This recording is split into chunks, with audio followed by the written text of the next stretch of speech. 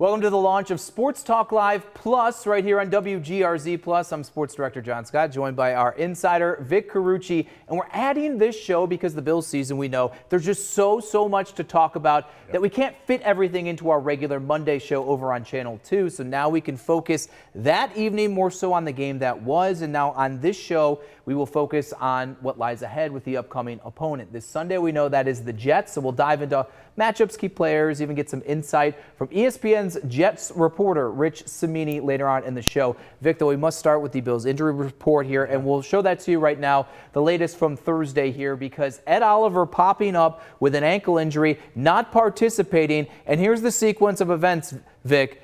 He practiced completely fully on Wednesday, was fine, spoke with us after practice, then not participating in this morning's walkthrough. I see him in the locker room wearing a walking boot there and ultimately using a scooter to leave the locker room there.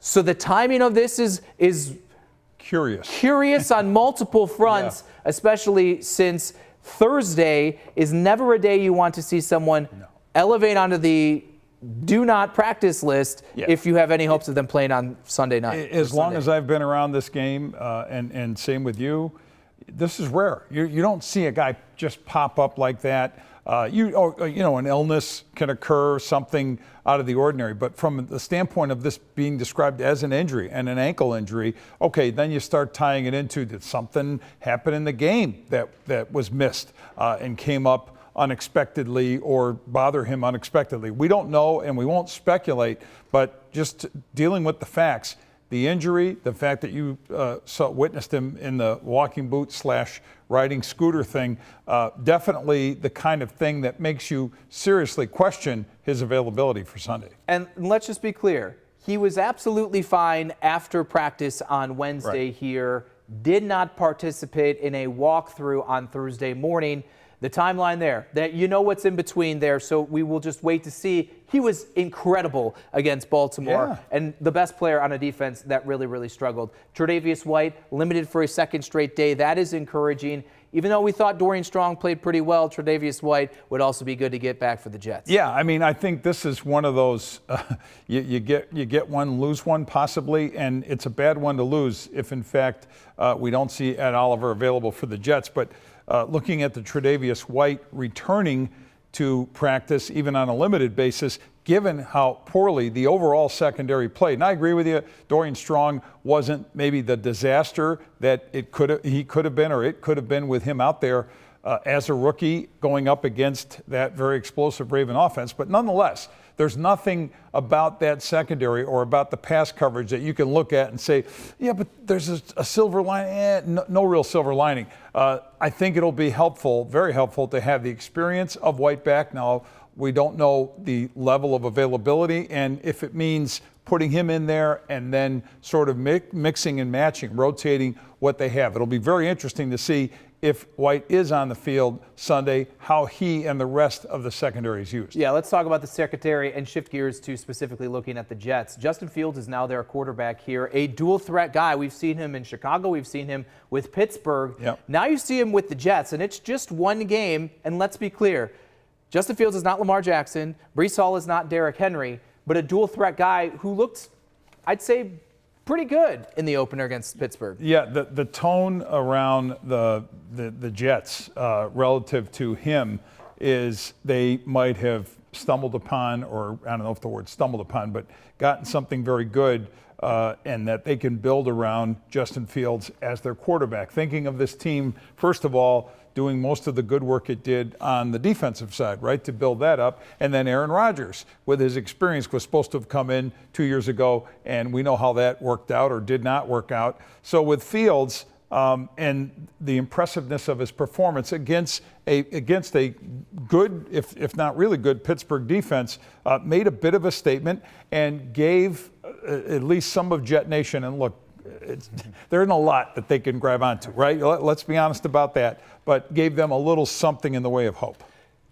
10 of the 12 rushing attempts by Justin Fields were designed runs. So Yeah. they were actively doing it. They were the team that ran more than anyone in week 1 of the National Football League. That also includes Breece Hall, a talented player. I know draft years ago, a lot of Bills fans were hoping that they would go that direction and land Breece Hall in the draft. Right. Obviously, they didn't, and they go with James Cook. That worked out pretty well. But Hall didn't look great last year. He did look good in the opener.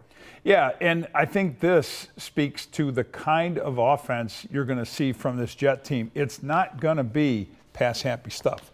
It's not going to be – now, I know game plans are proprietary. If they see enough opportunity to exploit, whether it's the Bills or anyone else on the back end, they will. But I think of Aaron Glenn as their new head coach, and keep this in mind, a very defensive-rooted head coach who I think is going to want more balance and want his offense to complement his defense in a way that keeps them off the field for extended periods. That means this guy, Breece Hall, getting a lot of work. And this is a Jet team on the whole that rushed for 182 yards. Fields contributing 48 of that. So if you look at the total, and it's been a bit since this Jet team, I think, had back-to-back games of 150 or more yards. So I think they're going to keep it on the ground as much as they can. 5.6 yards per carry for Breece Hall. Yeah. 4 runs of 10 yards or longer there. He's an explosive type of guy. Here's the interesting thing with Hall. He had 4 targets, caught 2 passes. Garrett Wilson had 9 targets here, catches 7 for 95 here. We know the talent that he is. Caught that ridiculous play on Tre'Davious White just a few years ago. He was fed by his former Ohio State quarterback. Fields, that connection right there. Again, it's never been about talent with Garrett Wilson. You know who he is. Yeah. It's been about the guy that can get him the football. Maybe this rapport with the guy he was spending time with in Columbus can actually make that connection the one that works. Yeah, it could be the case. Again, I think it's also going to tell us more about this Bills secondary, where that level of concern should be. Look, nobody felt good about it after the Raven game, and that's totally understandable. I think a common theme, though, in our discussions about it and widespread discussion about that game is if you're seeing this trend against presumed lesser opponents. And it starts with the Jets. When you go down the list and you look at that schedule, the toughest game that arguably was on the schedule has been played for Buffalo, right? And that team, loaded up on 40 points and was obviously finding wide patches of green around Zay Flowers. Are we going to see wide patches of green around Garrett Wilson? If so, he could do every bit as much, if not more damage. 100%. I will say this. Rashad Bateman, Mark Andrews, and DeAndre Hopkins are a better collection of complementary pieces than what the Jets have. 9 times was Garrett Wilson targeted. Tyler Johnson, he had 2 targets. Yeah. Josh Reynolds, who's now on the injury report, had 3 targets. Those are the only wide receivers that saw the football. The 2 tight ends, one of which is also on the injury report, had 2 targets here. So you have a more dynamic offense overall with Baltimore than the Jets here. It'll be curious to see how Sean McDermott, Bobby Babich choose to try to maybe funnel their focus, at least from a passing protection type of thing, with the secondary that's in suspect, to say the least here, to try to mitigate what Wilson can do. And it's also 22 pass attempts by Justin Fields or by the Jet passing game. So again, I think it speaks to and on a 32-point day. I mean, in general, you have to say efficiency is there. That's you're scoring plus 30 points. You got to feel good about what you have offensively. I'm talking about if you're the Jets, and if the formula for them is true, is what I would expect it to be, it'll be a lot of balance. Let's go to the Jets defense, because if we're being honest, the MVP of the league from a year ago, if there's one team that I wouldn't say has held him in check, but that has done it the best of anyone, it is this Jets defense. They still have Quincy Williams rushing the passer. Quinnen Williams is someone that is always an issue. Will McDonald, a young player, was sending 2 sacks in that first game. I want to focus on Williams, though, to start, because Josh Allen was asked about Ed Oliver earlier in the week, and he mentioned the number one toughest thing for a quarterback to deal with is pressure from the interior. And we know Williams is maybe one of the best in football at doing that. Yeah, he is, and this is where that real test will be for a Bills offensive line.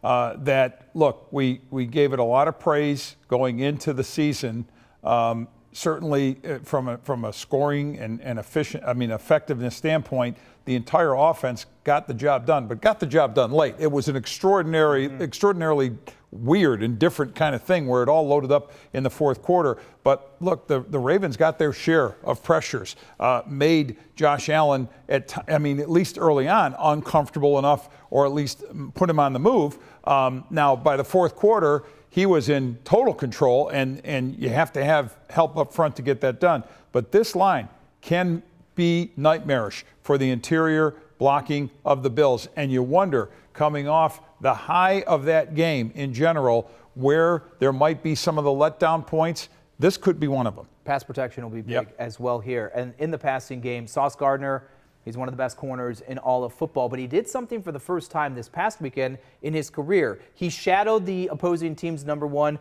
was on DK Metcalf 30 of the 34 pass plays there, 2 pass breakups, and the only catch that he allowed Metcalf to have, he actually deflected it. It kind of played ping pong and fell in the lap of Metcalf here. Do you think the Bills have a receiver that would lead New York to put Sauce directly and completely on him? Well, here's the thing. I think it's a guess as to who the true number one receiver is for the Bills. The logical thought is going to be, okay, that's Keon Coleman in light of his sort of breakout type of performance. It wasn't sort of, it was a breakout performance, but it was a breakout quarter of 7 catches in effectiveness. And yes, the tip and the touchdown catch and all the wild things that happened. But you'd have to think the Jets got to pay attention to somebody. Gardner traveled, as they say, with the Steelers' top guy, Metcalf. If they consider that Keon Coleman, the Jets, then I would say he sees a lot of Sauce Gardner. I don't know if he sees him the whole way, but he sees a lot of him. As it says up there, he did pop up on the injury report as limited with a groin injury on Thursday, something to monitor as we move forward. So that's our rundown of the matchup with the Jets. Coming up, the thoughts from someone who, I'm not kidding you, has covered the team longer than anyone ever. Vic's chat with ESPN's Rich Cimini next on Sports Talk Live Plus.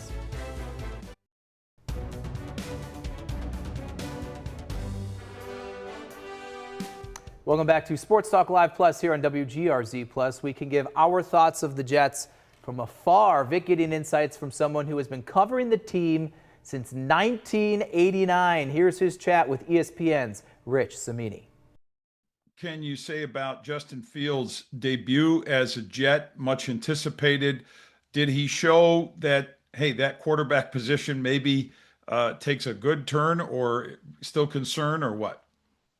Well, the jury's still out, I'd say, Vic, but it was a very positive performance because, to be quite honest, we did not see much from Justin Fields in training camp or in the preseason games. So there was a lot of skepticism, I think, going into this game. But I got to tell you, he threw the ball accurately. He was 16 for 22. He was doing it out of the pocket, as a straight drop back passer. So I think he made good decisions on when to run, keeping his eyes downfield, when he was under pressure. He was really managed the game very well, scored a couple of touchdowns, threw for one. It was really, if you want to get into the analytics, it was the best EPA per drop back in his career in that particular game. So very positive first start for Justin Fields. Given what you saw of the Bills against the Ravens, your sense of how this matchup works. It's divisional, so it's always they tend to be closer games than other games. But is there anything in particular that struck you about the way the Bills looked with some of their new pieces coming out of the gate versus what this Jet team looks like? Yeah, I think this will be a high-scoring game, and I wouldn't have said that a week ago because I thought the Jets were going to really have problems scoring points this year. But their running game is pretty legit. I think, they have good backs. They have Fields running it. They have a good offensive line. Obviously, the Bills seem vulnerable in that area based on what happened Sunday night. Although, look, Derrick Henry is a Hall of Fame running back. So I don't think the Jets have any Hall of Fame running backs on their roster. But I do think this could be a back and forth game. But, Josh Allen is, at one point in Josh's career, I thought the Jets had a pretty good handle on him. He had a few games where he had some hiccups and some turnovers. But the last year, he was dynamite against them. And so I think that'll be the difference in the game is just Josh Allen making plays in the fourth quarter. And you look at the vulnerability of the Bills. I mean, they gave up 40 points out of the gate. So that's a concern, even though that was the Ravens and Lamar Jackson. It feels like the Jets still have enough weapons beyond what you said about the running game. The passing game as well could attack that. Yeah, I mean, the Bills' secondary looked a little vulnerable to me, especially their safeties. I guess that's been kind of an ongoing issue for them for the recent times.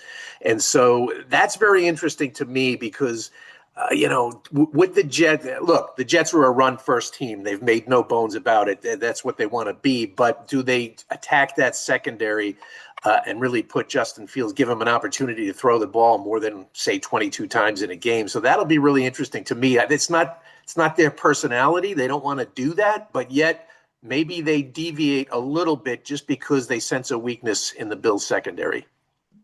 And with Aaron Glenn now as the head coach, I know he's changing the culture, but he comes from obviously a strong defensive background, has those credentials. Do you expect anything in that way that could benefit the Jets facing such an explosive offense like the Bills? Well, he was asked about that on Wednesday, and, he reminded everyone that last year his Detroit Lions defense, they got lit up by Josh Allen and the Bills. That was like an Arena League game. I think they were in the 40s, both teams in that game. And Aaron Glenn was quick to point out that he had 8 starters out with injuries in that particular game. So obviously the Jets are healthy now on defense, but, Steve Wilkes is running the defense for the most part. He's calling the plays. Obviously, Glenn has a lot to say about it, but Steve Wilkes is calling the plays, and it's a pretty good front seven, Vic. I got to tell you, their pass rush is pretty good. The problem is, their number 2 corner, Brandon Stevens, the former Raven, he had a rough game last week, and I think their safeties are vulnerable as well. The Bills certainly, it seems like Josh is really spreading the ball around. I mean, even Coleman, had a big game the other night. I think the Jets will put Sauce Gardner on Coleman and have him travel with him the game. So Rich seems to think it'll be Sauce and Keon there. Your biggest takeaway from your chat with Rich? When I asked him about Aaron Glenn, and you think about Aaron Glenn's pedigree and why he got the head coaching job there, and how quick Glenn was to remind him, remember that Bills-Detroit game? Didn't work out so well for the defense I coached. Yeah, we're going to now dig into the AFC East. It is a AFC East Bills and the Jets, Patriots and the Dolphins, as well as Vic reminding me the Chiefs could start the season 0-2. We're going to dive into that as well in the final segment here on Sports Talk Live Plus.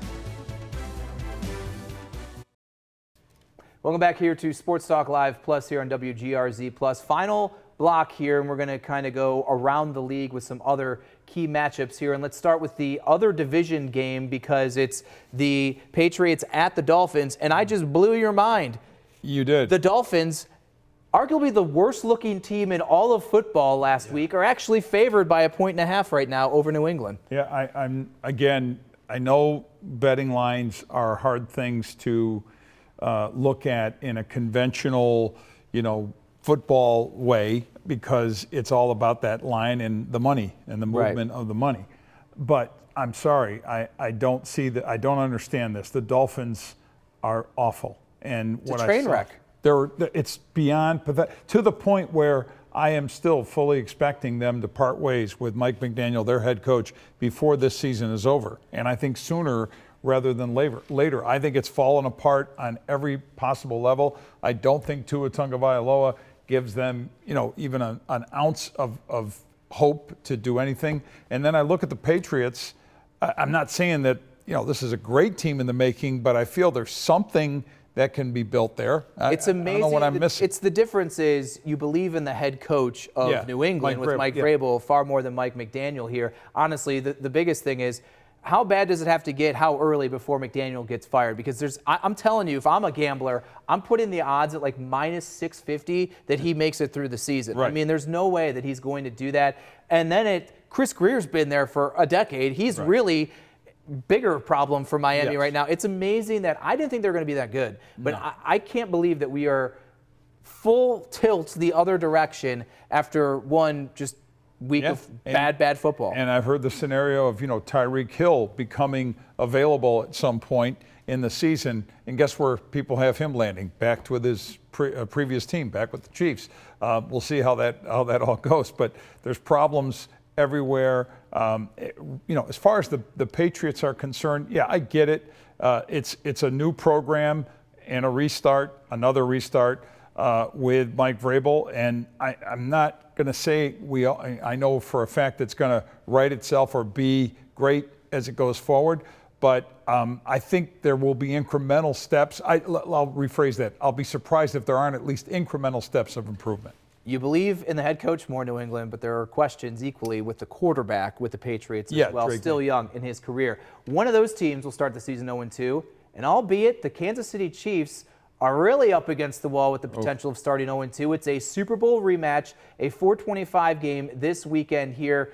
We saw how the Chiefs lost to the Chargers in the opener. We saw how the Eagles played as well.